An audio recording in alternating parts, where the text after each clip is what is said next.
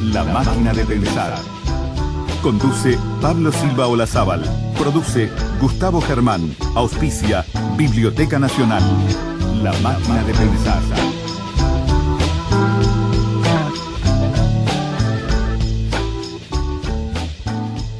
En fait, Limonov, je l'ai connu il y a dans les années 80 quand il vivait à Paris, que c'était une espèce d'écrivain branché, de dissident un peu rock'n'roll que tout le monde trouvait très marrant.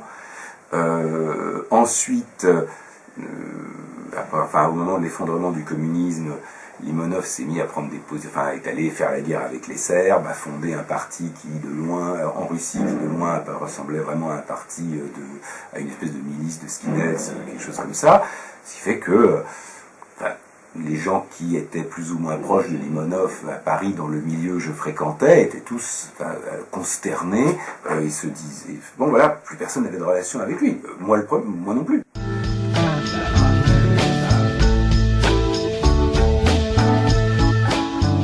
Amigos, ¿cómo están? Bienvenidos a Radio Uruguay, bienvenidos a La Máquina de Pensar. ¿Cómo andan?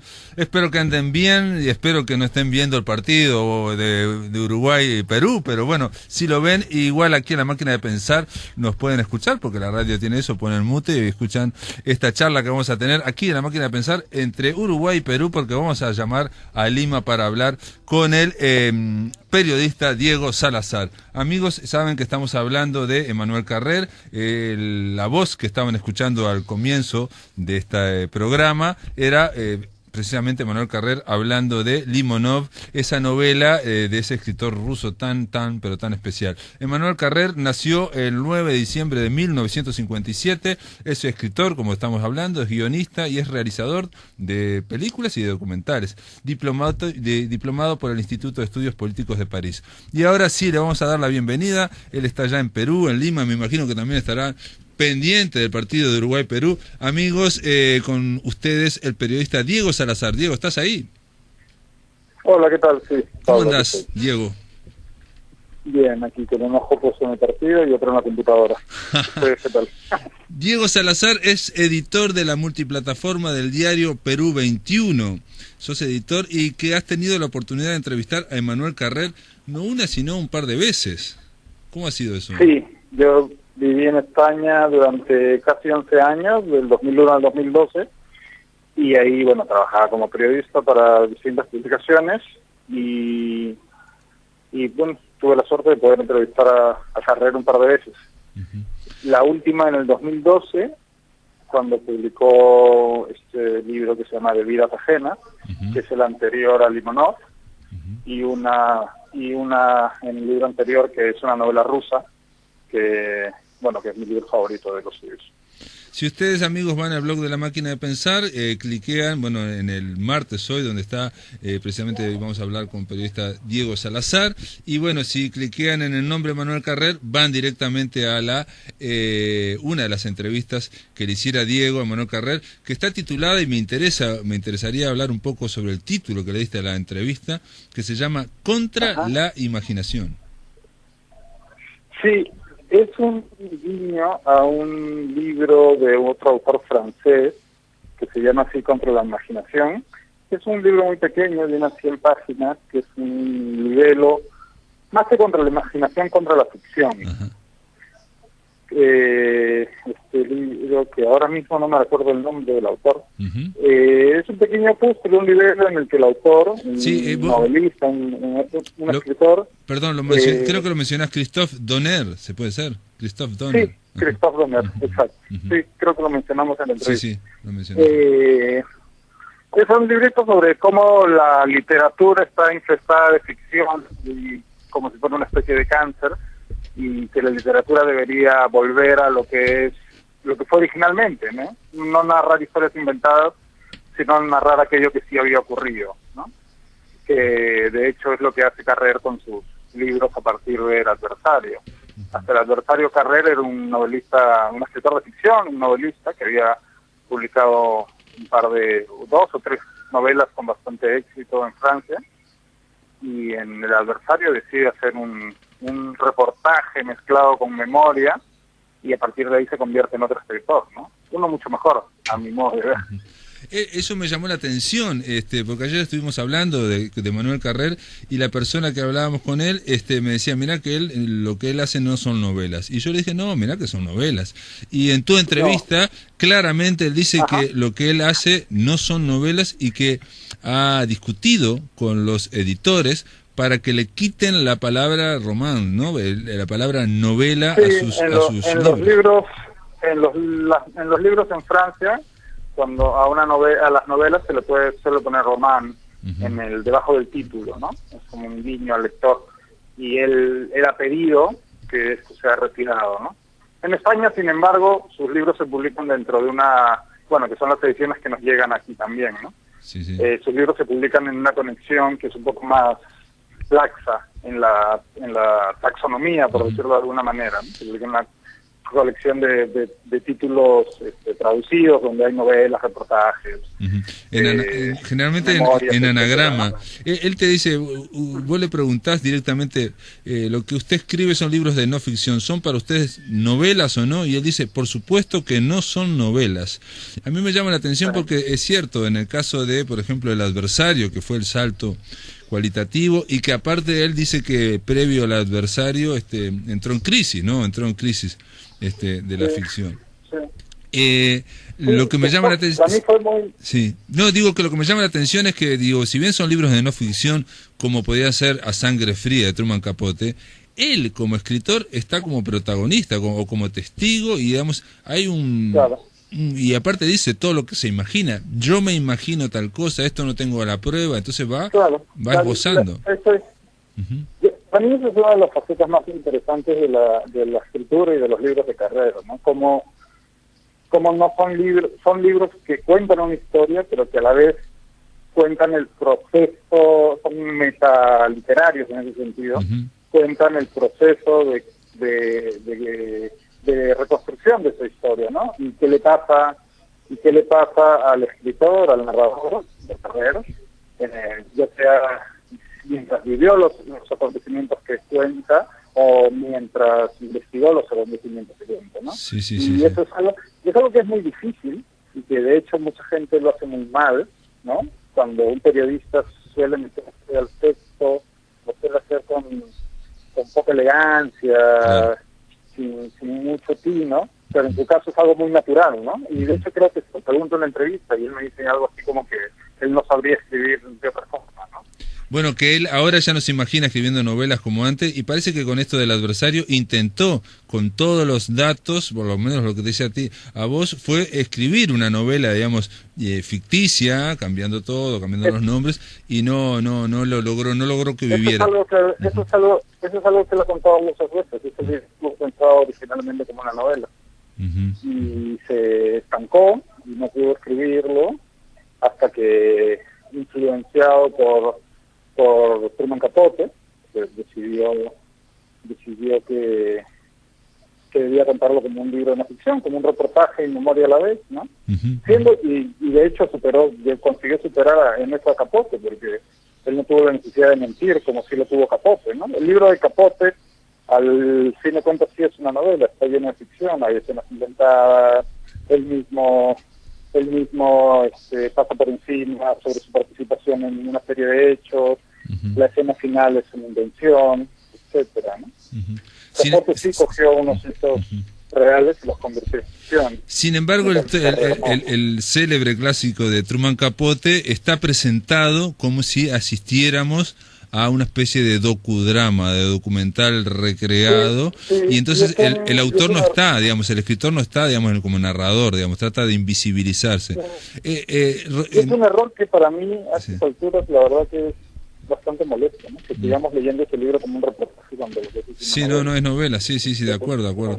En realidad, digamos, cuando uno lo lee, uno quiere entrar en la historia, básicamente, ¿no? El lector, esas disquisiciones en general, no se plantea hasta dónde es ficción y hacia dónde no es ficción. En el caso de Manuel Carrer, a mí me sorprende porque lo que hace es él una y otra vez ponerse él como testigo, y cuando vos decís que va relatando lo que lo que le está pasando, lo que le está ocurriendo cuando está escribiendo esa, por ejemplo, El adversario, pone cosas muy cotidianas, muy con problemas con la mujer, o problemas con dónde muy íntimas, ¿no? Muy íntimas. Muy íntimas. Bastante, ¿no? Muy íntimas. Ese contraste entre lo que ocurre en el mundo exterior, que por lo general, bueno, pues es una historia o muy trepidante, o muy creepy, como la del adversario, o trágica, como en el caso de Vidas ajenas, y a la vez eso está balanceado por los íntimos del narrador, ¿no? De Ferrer, que de hecho, que se pinta a sí mismo, la verdad, que como un tipo bastante poco buena persona, ¿no? Sí, él hace un autorretrato siempre muy, digamos, crudo, o por lo menos no benigno. Sin embargo, me quedé pensando, si un periodista lo hiciera en un artículo largo, en esto, digamos, lo que se da en llamar reportaje, ponerse él, parece como que el artículo queda teñido de literatura, digamos. Hay una cuestión, salvo que sea muy elegante y sepa hacerlo, y que tenga algo que ver. Es muy difícil. Yo creo que lo que él hace, que él dice que lo hace de una manera muy natural, y supongo, y no tendría por qué mentirnos, me imagino, es muy difícil de hacer, ¿no? Y digamos que de alguna manera las historias que él busca narrar, o con las que se tropieza, pues son posibles de ser narradas de esta manera, ¿no? Donde yo creo que él lleva al extremo esto es en una novela rusa. En una novela rusa. Pero te quiero decir un detalle antes de que hablemos de la novela rusa, que me interesa tu visión, es que te dice eso en la entrevista: tengo muchos atributos o virtudes como escritor, pero no la imaginación. Él casi decir que como que se le agotó, o soy un hombre con poca imaginación. Sin embargo, él vive, y su trabajo es ser guionista. Sin embargo, cuando hago guiones no tengo ningún problema en imaginar todo, inventarlo todo. Sí, yo creo que eso, bueno, abona la teoría de que son compartimentos distintos del cerebro los que se dedican a cada género o a cada tipo de escritura, ¿no? No puede ser. De hecho, él es un narrador, es un guionista bastante exitoso y reconocido en Francia. Me quedé pensando, no puede ser que, digamos, que cuando él dice que inventa, cuando hace guiones, obviamente le dan unos insumos, ¿no?, que quiere el cliente, entonces él tiene que escribir el guión y no tiene ningún problema en inventar, pero me quedo pensando si no será más fácil generar una ficción en el cine o en la televisión, o si la literatura, que es forjar toda la ficción, el escritor la tiene que forjar él, no será más difícil. No sé, lo pienso porque también no es casualidad que yo haya llegado a Emmanuel Carrère gracias a la recomendación de Javier Cercas en El Impostor. El Impostor, que también es un relato, digamos, basado en la realidad, pero es una novela de no ficción, digamos, y él termina incluyendo dentro de la novela El adversario de Emmanuel Carrère. Y por eso me llamó la atención y lo leí. Sí, no, Cercas en sus últimos 2 libros, 3, también coquetea con este género de no ficción, y él como narrador, ¿no? Y bueno, ya lo había hecho antes en la ficción, con Soldados de Salamina, y con La velocidad de la luz, pero luego lo hace con el libro que tú mencionas, El Impostor, que está basado en la historia de este hombre que engañó a medio mundo, haciéndose pasar por una víctima del Holocausto. Y el anterior, que Anatomía de un instante. Anatomía de un instante. Sí, que es el libro sobre el intento de golpe de Estado en la España de los 80. De hecho, él está muy influido por Carrère. Alguna vez, hasta incluso lo hemos conversado, yo conozco a Javier, somos grandes amigos, nos conocemos, y lo he entrevistado alguna vez y hemos hablado de Carrère. Él admira mucho la obra de Carrère también. La mencionó en una entrevista, y yo lo he entrevistado un par de veces aquí de Montevideo, hemos hablado, pero me extrañó que lo incluyera, porque una cosa es mencionarlo en una entrevista, decir que para él es uno de los escritores más interesantes del panorama mundial y por supuesto en Francia, Pero me llamó la atención, Diego, esto te digo, realmente me sorprende, es que lo incluya en la novela misma del impostor, digamos, al final habla de Manuel Carrera, el adversario, como claro, que son parientes, son las dos novelas, ¿no? El adversario es anterior, sí, pero las dos... Tienen algo, hay una línea, hay un nexo, ¿no?, entre esos dos libros. Son como primos lejanos, porque los dos son de grandes impostores, grandes mentirosos, y la idea es meterse en la cabeza de esta persona, o reconstruirla, o imaginarla, ¿no? Sí, claro. ¿Ya han leído, ya llegó a Uruguay el último libro de Carrera? El Reino. El Reino. Sí, lo leí, sí. Ese es otro libro raro, ¿no? Es un libro que está compuesto... Un libro rarísimo, ¿no? Sí. A mí me da la impresión de que la primera parte, que es una novela donde él habla de su conversión al cristianismo y después cómo lo abandona, que le dura 3 años, está excelente, y me da la impresión como es la parte más interesante. Sí, y que después como fue agregando otras cosas que tiene que ver con su sabiduría, su erudición en torno a cómo se hizo el Nuevo Testamento, ¿no? A esos tiempos, ¿no? Sí, exacto. Pero, por ejemplo, hace algo raro para alguien que está hablando del Nuevo Testamento, de San Lucas o de ¿cómo es? De San Pablo, que de repente le dedica un capítulo a la pornografía que él mira. Sí. Y mira y a las masturbaciones, y habla en concreto de una muchacha negra que él la considera que se plantea si es amateur o es profesional, y hace toda una serie de adquisiciones. Sí, es muy complicado el de los temas de ese libro. ¿Sí? No, pero me refiero que la autoficción lo lleva a porque en este caso es una autoficción, cuando uno se pone como personaje del propio libro, digamos como que tenés que exponerte, ¿no? Y en este caso él no duda en exponerse mucho. Claro. Se expone mucho, ¿no? Sí, no, de hecho él parece no tener demasiado pudores a la hora de exponer su intimidad como ser humano, ¿no? Están narrando historias. No sé si has leído una novela rusa, un libro, él queda como un desgraciado, un patán, ¿no? Un tipo bastante despreciable en su trato con las mujeres, bueno, con una mujer en particular, y pasiones. Diego, te puedo pedir, ¿no? Diego, te puedo pedir que vayamos a una pausa y a la vuelta me hables de una novela rusa, porque Manuel Carrera dice de sus libros que él se pone siempre, en cada de estos libros de no ficción, se pone como testigo, excepto en una novela rusa que vendría a ser un protagonista porque tiene que ver con él, con su familia. Pero esto, amigos, después de la pausa estamos conversando vía telefónica con el periodista Diego Salazar. Él es editor de el diario Perú 21, multiplataforma, y es alguien que ha entrevistado varias veces a Manuel Carrer. A la vuelta volvemos para conversar con Diego Salazar sobre una novela rusa. En el aire de Radio Uruguay, La Máquina de Pensar.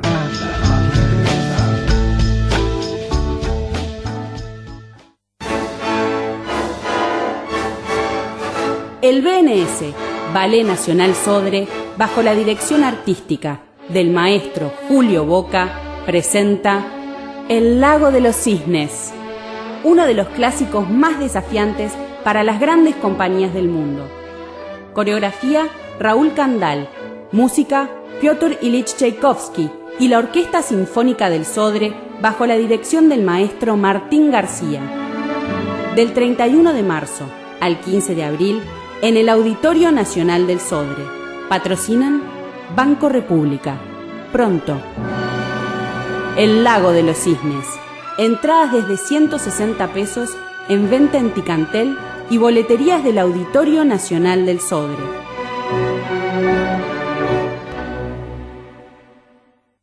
Un día de enero del 2001, Gastón atendía el mostrador de su bar en La Teja. Como todos los viernes, llegó a almorzar Vicente, un ingeniero que trabajaba en la refinería. Ese viernes, Brecha sacó a la luz una investigación sobre los casos de plombemia en La Teja. Vicente entró serio, ni saludó y se sentó en su mesa. Gastón notó enseguida lo que pasaba y no pudo evitar el comentario. Vicente, no me digas nada. Vuelve a subir la nafta y no sabes cómo decírmelo. Gastón no había leído Brecha. ¿Te imaginas Uruguay sin Brecha?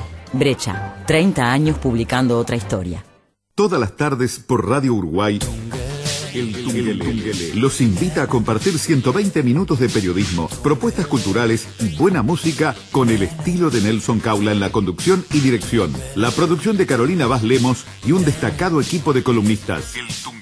Eventos y coberturas especiales en la capital, interior y exterior del país. Pintó el Museo del Fútbol, el Tungelé, en las nubes, el Salto. Continuamos en contacto con Nelson Caula, que está en Paraguay. Arrancamos en Soho, acá en Nueva York. E invitados de lujo. El propio Pablo Achugarri conversando con nosotros. Juan Villoro, bienvenido. Con Juana Molina. Bueno, seguimos con Sergio Renán. De lunes a viernes, de 16 a 18 horas por Radio Uruguay. Segunda vuelta, de 4 a 6 de la madrugada. Somos Radio Uruguay, 1050 AM Montevideo y sus repetidoras en el interior del país.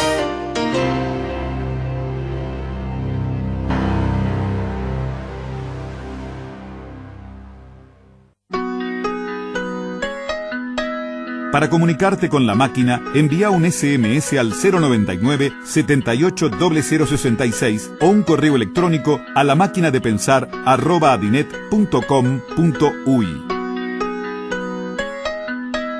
Si querés volver a escuchar charlas, entrevistas o columnas, ingresa a piensamáquina.blogspot.com y bienvenido al corazón de las palabras.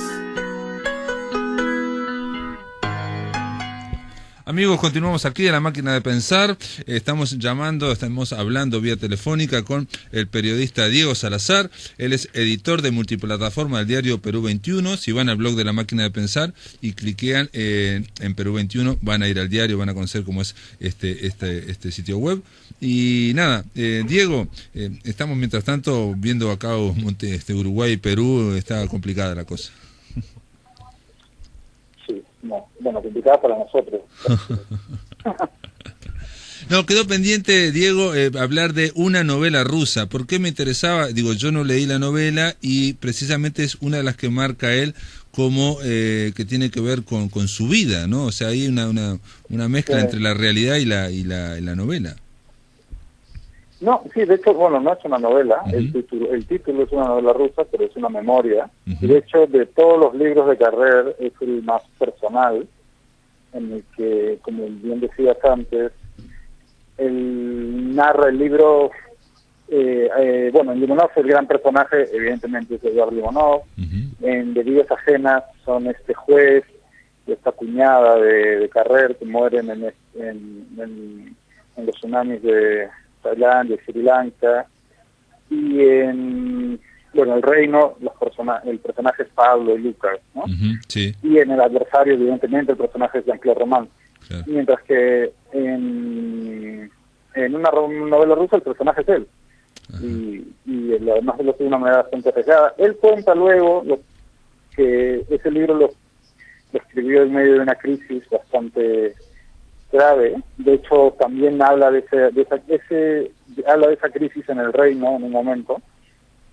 Sí, sí. Y es un libro tremendamente raro que empieza con él viajando a un pueblo perdido de Rusia para filmar un documental. Sí, sí. Kotelnitz es el pueblo, ¿no? ¿Perdón? Kotelnitz es el pueblo, creo, ¿no? Que va a ser un documental. Sí, Kotelnitz, exacto. Ocurre que él es ruso, su abuelo era ruso, el abuelo de Carrer por vía materna era ruso, y él en ese libro cuenta que él hablaba ruso en su infancia, en la casa de sus abuelos y la casa de su mamá. Luego, la madre rompe, digamos, un poco el lazo con la cultura originaria de sus padres, y crece como un chico ruso más, pero siempre ha tenido una relación un poco extraña con Rusia y con todo lo ruso. Y es un libro en donde cuenta eso, y donde cuenta lo complicada que es la relación con su madre. La madre de Carrer es una pequeña celebridad, no tan pequeña, celebridad en el mundo cultural, literario francés. Ha tenido varios programas de televisión como entrevistadora. Ah, mirá. Ella integra la academia y es sovietóloga, leí yo, ¿no? Experta en Exacto. Ella publica un libro a finales de los años 80 previo a la caída del muro. Y es un libro sobre la Unión Soviética y se convierte en un libro de un éxito tremendo en Francia, porque de alguna manera el libro previó la caída del muro, ¿no?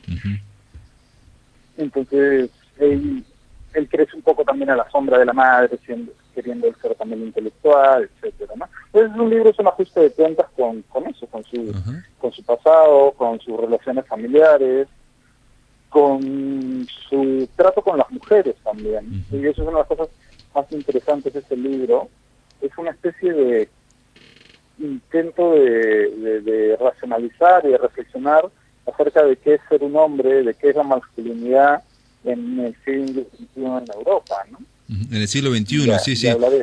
Hay que decir un detalle de este libro, yo no lo leí, insisto, pero se trata ya de Carrer famoso, ¿no? Él ya había tenido la fama con El adversario y, digamos, sus libros eran esperados, digamos, ¿no? Y él había entrado también en una especie de crisis, ¿no? ¿Cómo se presentaba luego del adversario? Y presentó esta novela rusa, como decís vos, son memorias, donde habla de su pasado, ¿no? Viaja a Rusia para hacer este documental, pero ahí hay una historia con un cuento erótico que...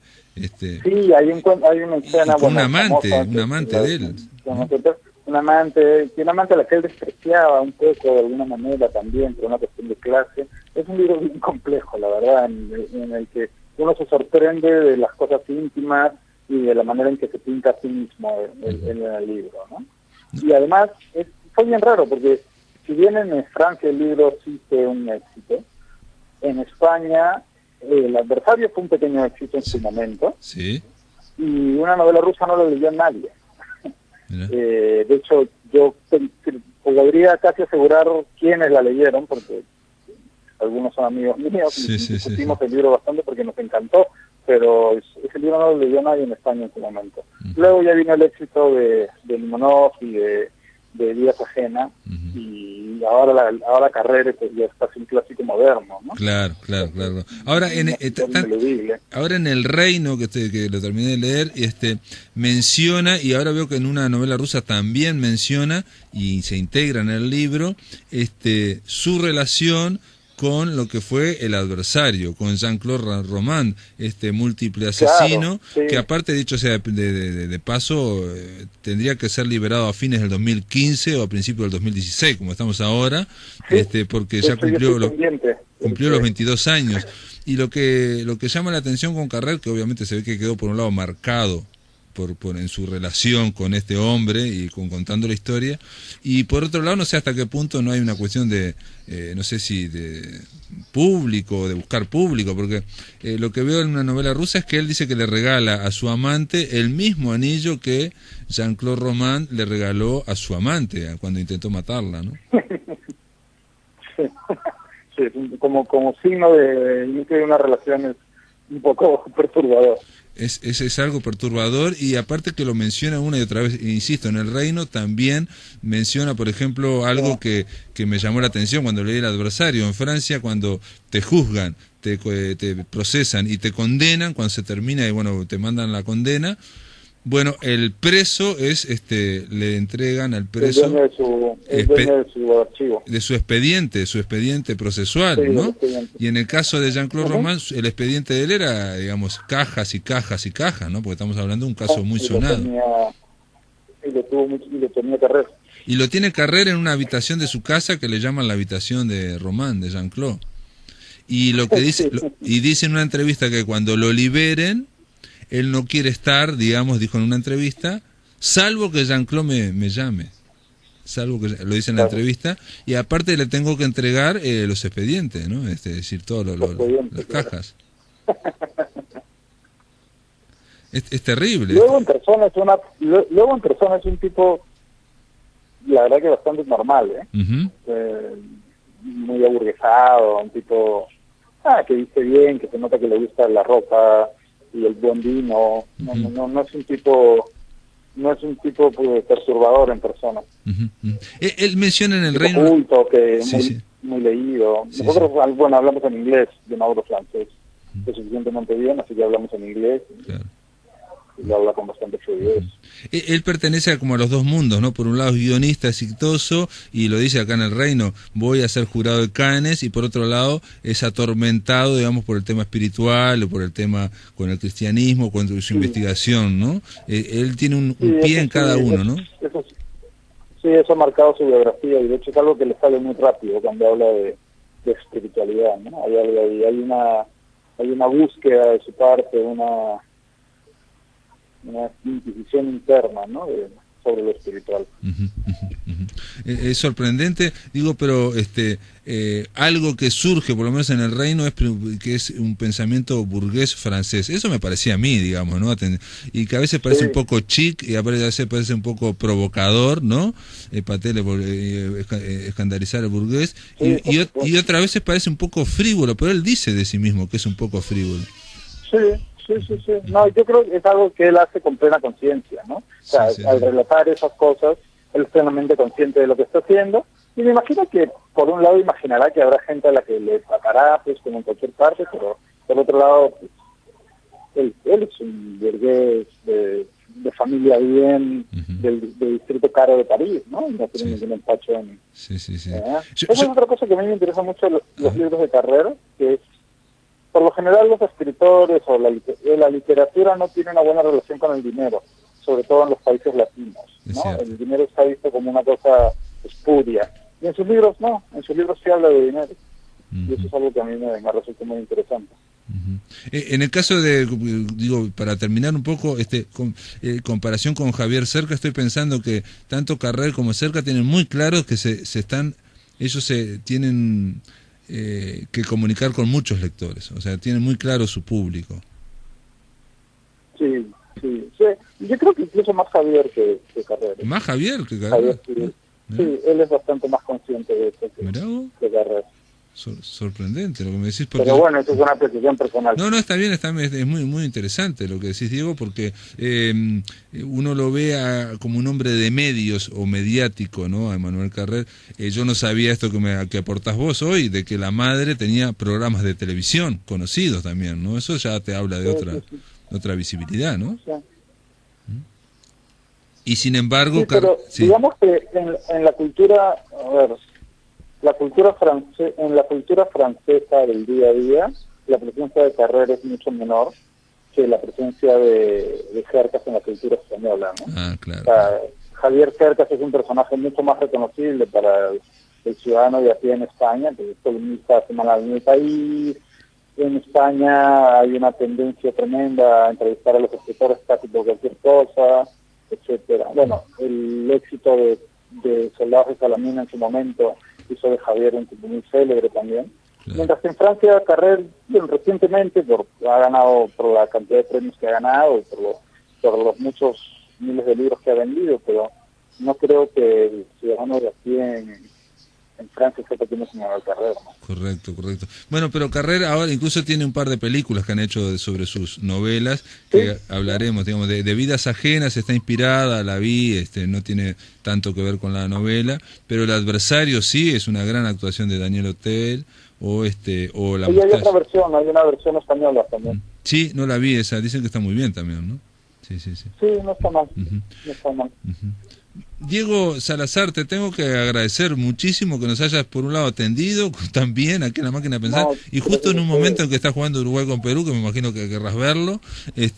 Gracias, muchas gracias por estar con nosotros, ¿no? Gracias.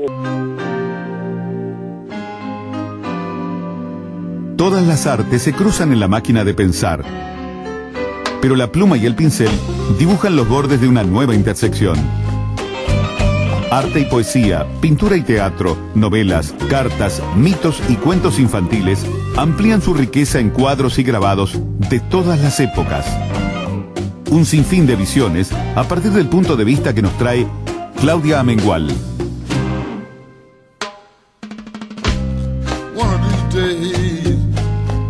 Muy bien, está hecha la presentación. Claudia Mengual, ¿cómo andás? Bien, Pari, qué linda presentación, ¿eh? Muy bien, no la había cortina escuchado. está muy bien. Muchas Está muy bien la gracias. música también, linda, ¿no? Linda, Gustavo linda. Germán la puso. Muy bien, Gustavo, bien.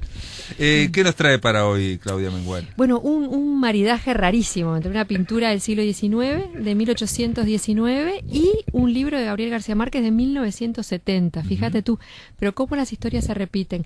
La pintura es La balsa de la medusa, de Théodore Géricault, y es una pintura interesantísima, es una pintura hecha básicamente en colores ocres, en el que se ve a unos náufragos desesperados haciendo señales a algo que uno intuye que es un barco en el horizonte, con un pañuelo. Y bueno, la historia de esta balsa es la siguiente, Pablo. En el año 1816, ahora en junio se van a cumplir precisamente 200 años, salió una expedición de 4 fragatas precedidas como buque insignia por una fragata llamada Méduse. Iban a recuperar Senegal. Era una flota francesa. Iban a recuperar Senegal, que estaba en manos de los británicos, en esa eterna pica que hay entre británicos y franceses. Y habían puesto al mando de Méduse aparentemente a un señor, a un noble, que tenía pocas credenciales para semejante empresa. Lo cierto es que frente a las costas de Mauritania, la fragata naufragó. Había 400 personas a bordo. Como siempre, los botes salvavidas no daban abasto. Eso no solo en las películas sucede. Sí. Hay más gente que botes salvavidas. Tal cual. ¿no? Y había espacio para... Y todo lo que tiene de metáfora. Todo, eso, ¿no? pero por favor. Sálvese quien pueda. Sálvese terrible, quien pueda, terrible, exactamente. Terrible, bueno, terrible, ¿no? La cuestión es que había lugar para 250 personas y efectivamente fueron las que subieron a esos botes. Curiosamente, el capitán subió a uno de esos botes, lo cual ya llama la atención, porque habitualmente el capitán... Generalmente dicen las mujeres y los niños primeros, pero también eso parece una ficción. Y el capitán el último, ¿no? Eso es lo que se claro. dice. Bueno, y los otros tripulantes hicieron una balsa muy precaria con los maderos que encontraron y la ataron al bote del capitán que se fue arrastrándola porque la fragata quedó a la deriva. Lo cierto es que en determinado momento la balsa se soltó o la soltaron, nunca se sabrá qué sucedió. Y esa balsa quedó perdida en el mar por un tiempo indefinido. De todas las personas que viajaban allí, que era un número muy grande, solo sobrevivieron 15 y sobrevivieron sin agua y sin alimento y en algunos casos con prácticas de canibalismo.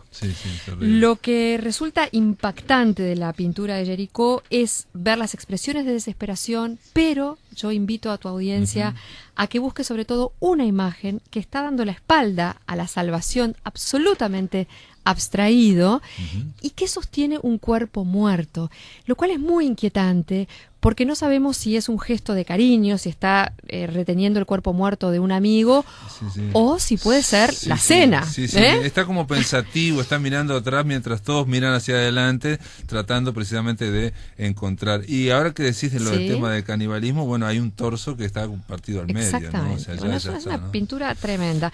Me acuerdo que estaba en un libro de Hugo Achúcar, ¿no? Creo que se llamó La balsa de Medusa, exactamente. Este libro, esta pintura además es paradigmática del romanticismo, ¿no? Porque tiene todas las características de pasión, de esa naturaleza tormentosa, de subjetividad que los románticos llevaron al extremo. Por supuesto que este hecho, que fue real, levantó una polvareda tremenda. Recordemos que además 1816 la monarquía y la república estaban coqueteando, iban y venían, ¿no? Post-revolución francesa con don Napoleón recorriendo Europa, la restauración. Entonces, el haber puesto a un noble sin las credenciales adecuadas al frente de esta empresa levantó muchísimas críticas y Géricault pintó esta pintura que es una pintura de protesta finalmente. Es enorme la pintura, me llama la atención, son 4, casi 5 metros por 7 metros. Por 7. Y te diría, enorme. Está en el Museo del Louvre y creo, la más grande sin lugar a dudas es Las bodas de Caná del Veronese, pero estoy casi segura que esta es la segunda pintura más grande que hay en el Museo del Louvre. Muy grande, impactante. 5 metros por 7. Lo vuelve más impactante cuando uno la tiene delante, porque las figuras son en tamaño real, ¿no? Entonces uno siente. Eso te iba a preguntar, debe ser tamaño natural. Digamos, impactante. ¿no? Ahora, lo fantástico también es que esta pintura que está hecha como una escena teatral. Tú fíjate, Pablo, que la luz parece que está cayendo como de focos, como si estuviera en el teatro. Pero tú fíjate esos cuerpos que uno intuye que han pasado grandes penurias, pero son cuerpos hercúleos, ¿no? Trabajados, musculosos. Están trabajados como digamos, a nivel clásico, ¿no? Son los cuerpos clásicos. Exactamente, ¿no? Y ahí está el toque clásico del pintor.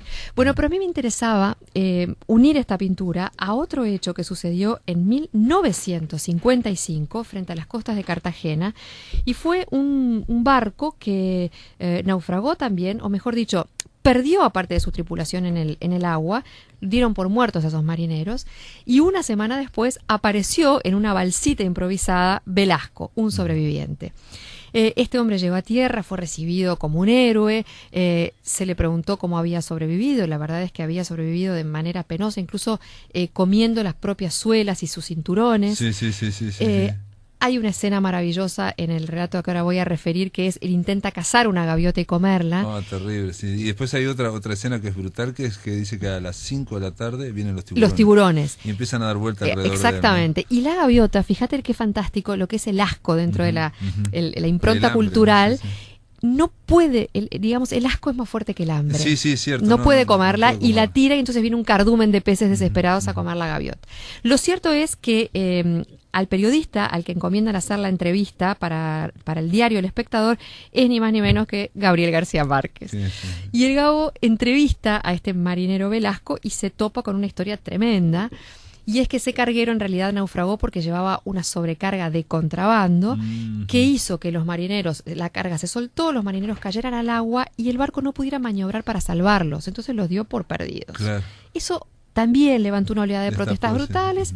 A Gabriel García Márquez, aunque Gabriel García Márquez dice también en la historia que previo a que él fuera a hacer esa entrevista, este hombre ya había sido un héroe nacional. Total. Besado por las mises, ¿no? Besado por las mises y llevado por todos los pueblos. Entonces cuando él fue, aparentemente era una historia que ya estaba súper sabida, pero se encontró con esto que acabas de decir, ¿no? Porque era la historia oficial que se había contado y faltaba la voz de este hombre. Lo que sucede es que cuando se destapa esto, que además es publicado en varias entregas en el diario El Espectador, el Gabo termina en París. Es una especie de exilio amable, pero lo sacan del país porque recibe amenazas innumerables. Porque digamos, este contrabando aparentemente está vinculado a altas esferas gubernamentales. Sí, exactamente, ¿no? Entonces, intereses políticos, militares, y este Velasco cae en el olvido. Lo interesante es que el libro sale unos años después, 15 años después, en 1970, y Gabriel García Márquez tiene un gesto precioso, que es, le dona a Velasco los derechos de autor. ¿En serio? Sí, pero fíjate tú lo que es la naturaleza humana. Pero vendió como 13 millones, te digo, porque yo lo miré. Bueno, pero Velasco considera que el dinero que está recibiendo es menos de lo que él cree y que Gabriel García Márquez se está quedando con una parte y le inicia una demanda judicial.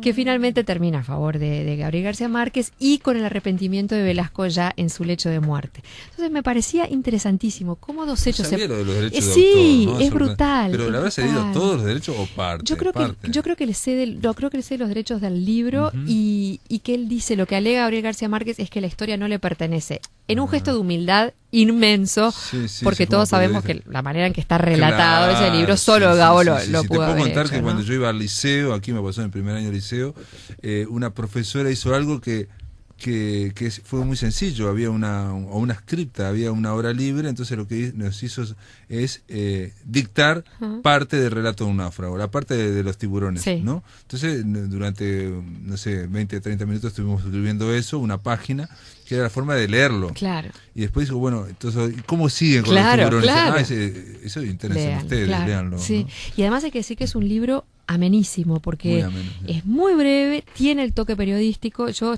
lo estábamos conversando recién al aire, yo creo que de la crónica y de la crónica periodista se puede hacer literatura. Sin duda, lo ha probado Capote, Kapuscinski, Alexeyevich, la última Emmanuel premio Carrel, Nobel. de que estamos hablando ahora, hace una especie de crónica o novela de no ficción. Exactamente. Entonces me parece que es un libro que vale la pena y quizá no tan frecuentado como otros clásicos de Gabo. Así que bueno, era una linda manera de unir dos hechos bastante similares del siglo XIX y del siglo XX, la importancia de la prensa libre para destapar a veces estas ollas que no huelen muy bien, Y lo interesante de cómo literatura y pintura también de alguna manera tienen sus puntos de contacto en esta obra de Jericó y en Relato de un náufrago de Gabo. A mí me gustaría decir un detalle nada más, pero es un homenaje a un amigo nuestro, Ferruccio Musitelli, que se nos fue en el 2013.